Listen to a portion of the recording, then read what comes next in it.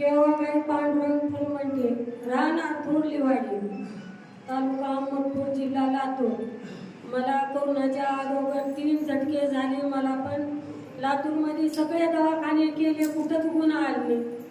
आता हे डॉक्टर म्हणाले घरला घेऊन जा. घरला गेले. घरून मग एक्सरे येऊन मला असं मलकापूरला म्हणण्यानं मी इथं आले. त्यावेळी एकनाथ महाराजानं सगळं मला नीट केलं. पुन्हा मागून घर बांधले. घर नव्हतं, बाहेर काढलं. थोरल्या मुलानं घर बाबाला विचारून घर बांधले. बाबानं घर सुरक्षित ठेवले. पुन्हा बोरला पाणी नाही. बाबा शेतात करायला बोर पाडू का म्हणून बोर विचारून गेले. बोरला घरापुरतं पाणी लागले. मला मागून आता अजून थोरला मुलगा भांडलाला जास्तच काय बी काय त्या मुलाला मारून टाकतो, मर्डर करतो, असं करतो म्हणे. आणि शेतामध्ये कसं बी मुलाला विहिरीची मोटर चालू करायला गेली. बॅग मुलाला मुलीला मी म्हणत मी राग जाऊन त्याच्या घरात जाऊन वीज पेली, औषध पेली होती. वीज पेले.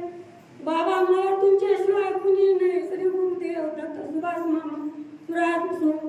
सुभाष महाराज की जय, एकनाथ महाराज की जय म्हणून औषध घेतले.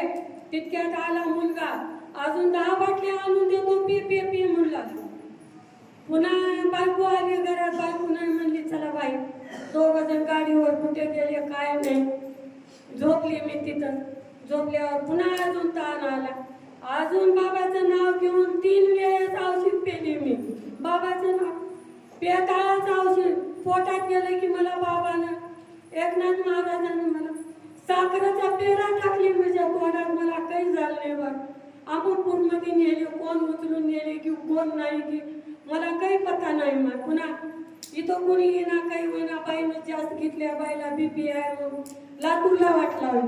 लातूरमध्ये घेतले. कस केले काय मला काही मी बांधवर होते. 3 रोज लया घातले, औषधं काढले. काय काय मला काही कळाले. महाराज इनबाई आमच्या इथं लातूरपाशी पुरी म्हणून गाव आहे, त्याला मला गुण आलेला आहे.